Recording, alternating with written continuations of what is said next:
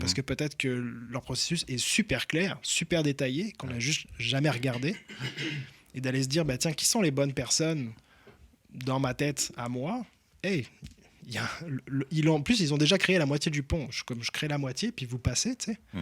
Puis là, peut-être que le end-off qui prend 3 semaines d'habitude, là, il va prendre 1 semaine. Ouais.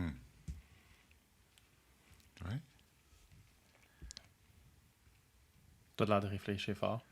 Oui, ben j'évalue toujours comment dire, La faisabilité. la capacité de répondre à une question tough en podcast. Je me dis, non, ça va être chiant, je pose cette question-là, c'est rough comme question.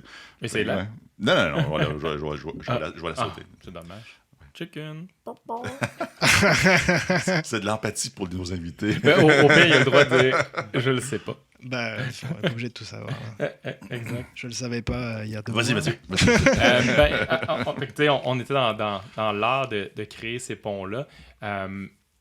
L'entretien, je trouve que c'est ça qui est le plus, personnellement, le plus... Une fois qu'il est bâti, puis tu te dis que ça va bien, puis tu t'éjectes ou tu te tasses un peu de ce pont-là, le fait de le maintenir en vie, c'est quoi les choses que tu observes pour voir que, OK, il est encore là, ce pont-là. Il ne s'est pas désagrégé, il n'est pas en train de se détruire, puis il fonctionne encore. Je pense que la première réponse, c'est d'en parler.